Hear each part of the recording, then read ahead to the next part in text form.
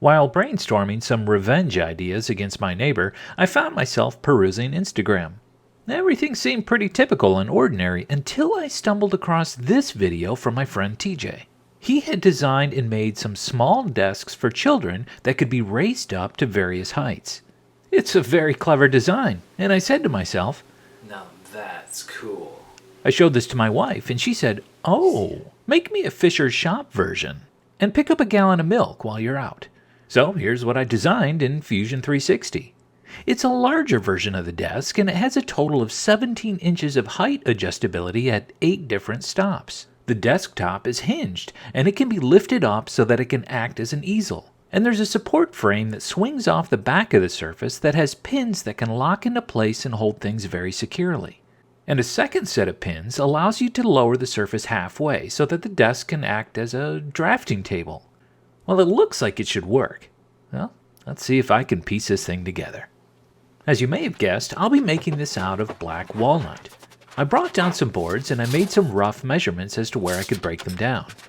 Pulled out my miter station and I lifted up one of the wings to give me a little bit of support.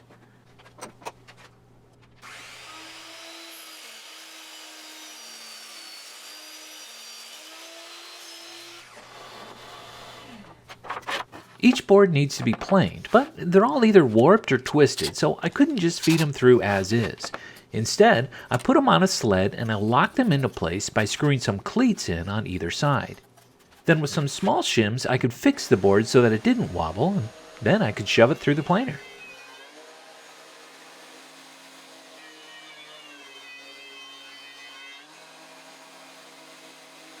And once the top was flat, I could ditch the sled, flip the boards over, and then just feed them through normally and get them all down to their desired thickness. Next, I grabbed my magnetic featherboard and I headed over to the joiner so that I could put one flat edge on each of these boards. With just a couple turns of the knobs, it's secured down tightly to the metal surface through the use of powerful wizard magic. Then, the feathered edge holds the boards firmly against the side fence, giving me a perfectly square, jointed edge.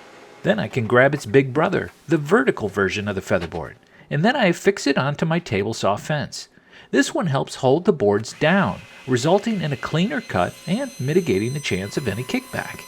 I love how fast I can set these featherboards up, and since they're magnetic, I can use them on a whole variety of my shop tools. If you'd like to buy one for yourself, be sure to use the link in the video description, as well as the coupon code FISHERSHOP. See, I hacked their website, so that it should give you about 10% off your purchase. With the pieces ripped to width, I taped the various groups together, and then I could cut them to length over at the miter saw all at once, which ensured that they were all perfectly identical.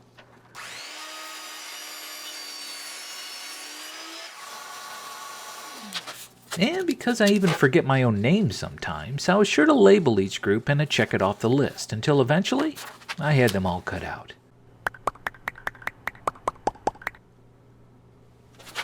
The next step was to make the templates. I started by printing them off and taping them together.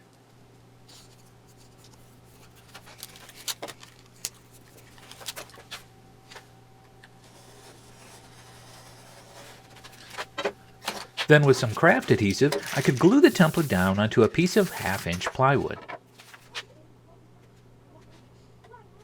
And the template shows me all the places I need to drill, so I punched a starter hole into each one and then took the piece over to the drill press to handle all of those.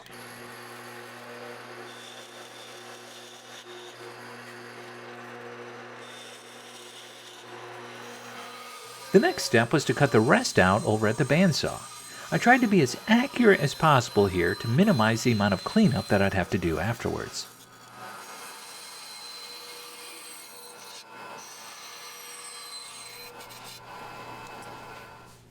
Once I got that done, I ran a flush trim bit through the grooves and made a mark everywhere that the bearing got stuck.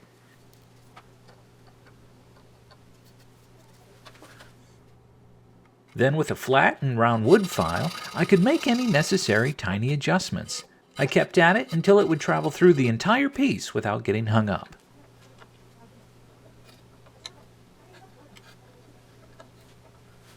Once the template was finished, I could break open the group of brackets and then trace the template onto each piece. Since walnut is so dark and my eyesight's not getting any better, a white pencil offered me just a little bit more visibility.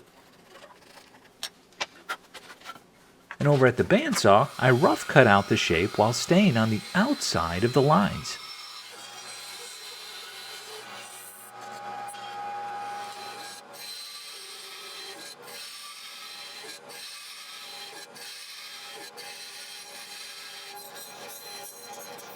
Then it was time to stick the piece and the template together.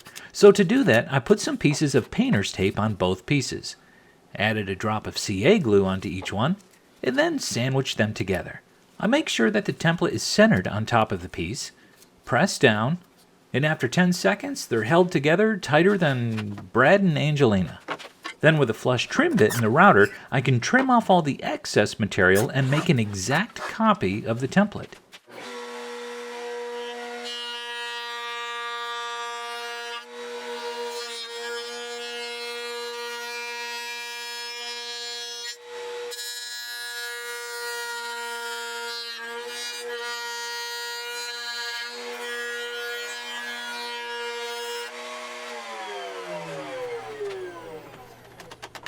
Then afterwards, with a little bit of pressure, they pop right apart like Brad and Angelina. Then I repeat the same process for the remaining brackets. In much the same way, I made a template for the 4 legs for the desk's outer frame. I start off on the table saw, and then I trim off the rest over at the bandsaw. And I use a belt sander to smooth things out. And then I can trace the template onto the legs.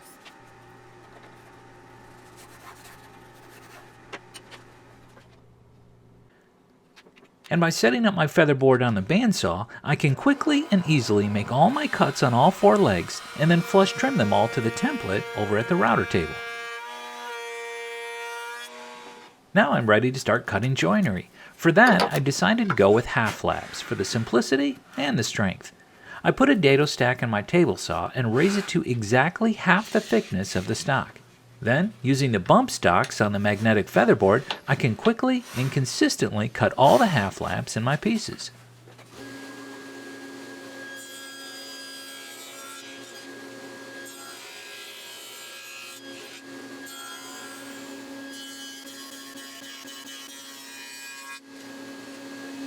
And since I was eyeballing it when lining it up, sometimes I was just a smidge off. In those cases, I used the micro adjustment wheel to make tiny changes to the bump stop so that I could dial it in and get a perfect fit.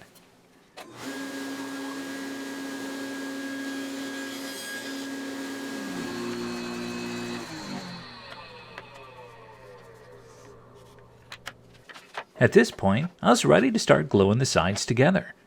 I smeared on a liberal amount of glue all throughout the half flaps, making sure to get it on all the surfaces of the joints and to fill any gaps.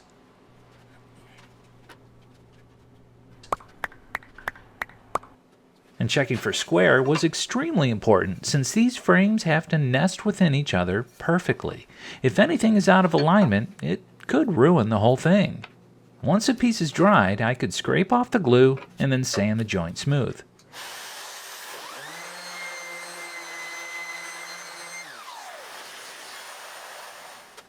Then I could take those sides and glue them up into frames, starting with the inner frame first, and then the outer frame. Once the frames are together, I could add a round over to all the edges.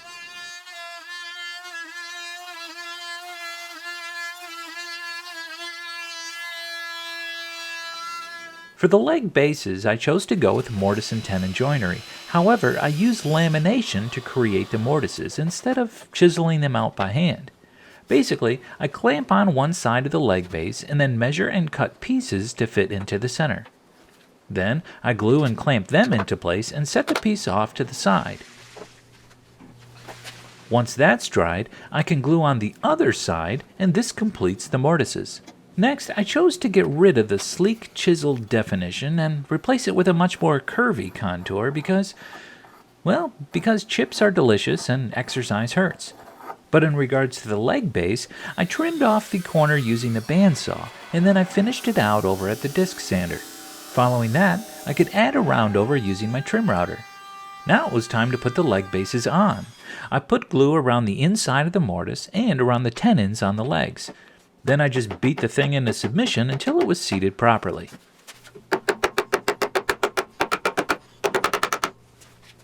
To complete the look, I made some tiny square feet and glued them into place. I sprinkled some salt to keep them from sliding around once the clamping pressure was applied, and then gave them some time to dry. And no, that's not a joke. And yes, it actually does work. You may have seen me make my own dowels on here for other projects, but even if that's the case, I'm gonna bore you again with how I did it. First, I sharpen a square stick so that I can chuck it into my drill. Then I round over the edges a bit by running it against the edge of the sander. Next, I just push it through my dowel making jig, which is basically just a chisel clamped onto a block of wood that has a hole in it. A little bit of sanding, and there you go, a perfect half-inch dowel. Next step is to glue up the support frame and to drill the holes for the dowels that go into it.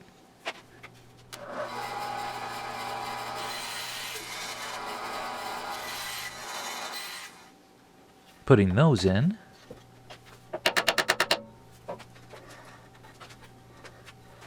And now I can drop the outer desk frame right on top of the inner frame. A couple of 1/8 inch drill bits allows me to evenly space things out while I take a 1/2 inch brad point bit and make some marks for where the height adjustment dowels need to go.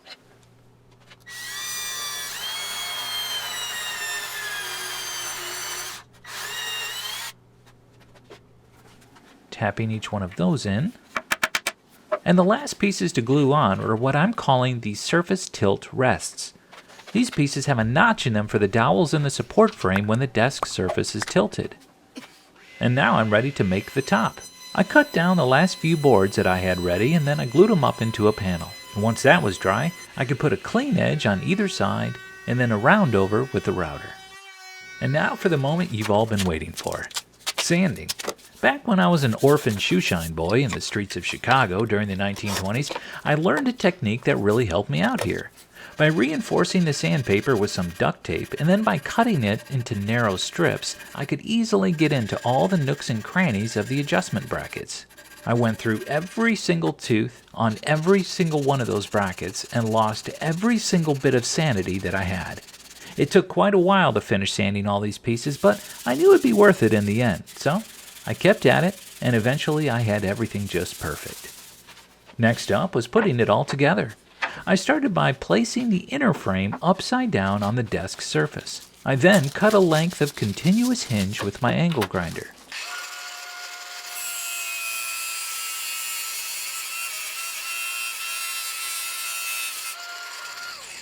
And then traced all the mounting locations once I had it centered. Then using an awl, I could make a mark in the middle of each one. Pre-drilling, screwing it onto the surface, and then onto the inner frame. The support frame gets put inside and carefully centered. Then the other section of continuous hinge is dropped into place and the mounting holes traced. Then, just like before, I pre-drill and mount it into place. In an effort to keep my artistic masterpieces from sliding off the bottom edge of the easel while I'm painting, I figured I needed to implement some sort of surface catch to hold things up. So I started by ripping down a thin piece of walnut and drilling in 4 holes. Then by clamping this piece onto the front of the desk, I could use 2 of those holes as a guide to drill into the front edge of the desk surface. Next, I dipped into my collection of flathead screws to find 2 of the most beautiful brass partially threaded screws that I could that can act as mounting pegs for the catch. With those in place, I could then cut some slots to meet up with the previously drilled holes.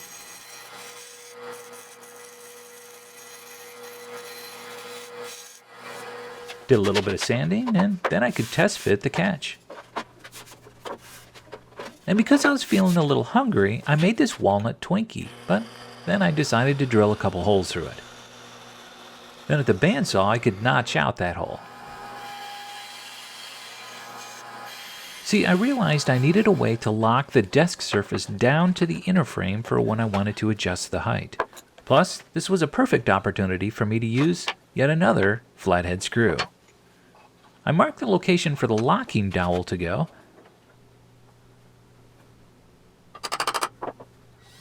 drill out the hole for it, and put it into place. Then I could vandalize the underside of the surface with my branding iron.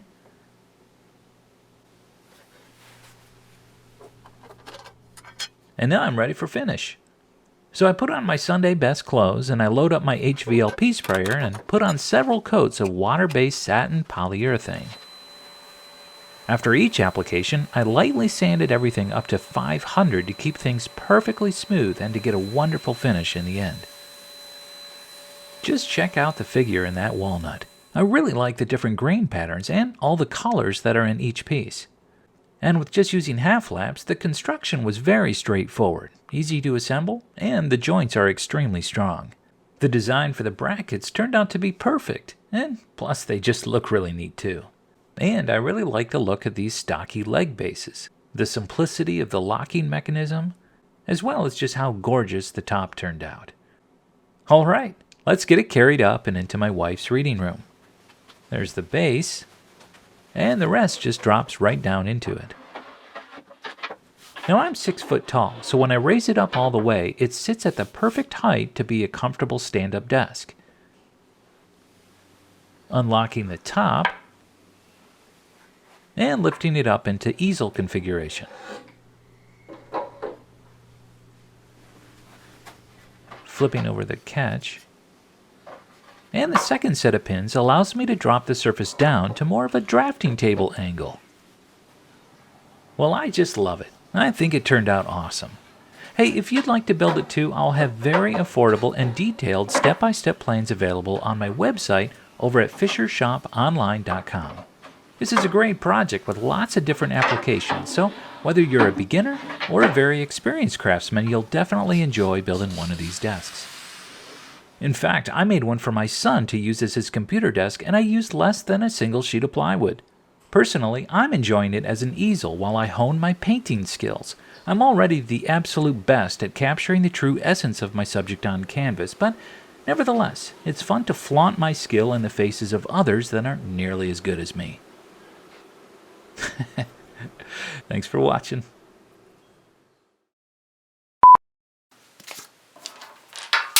Oh, what the? Where the heck did he go?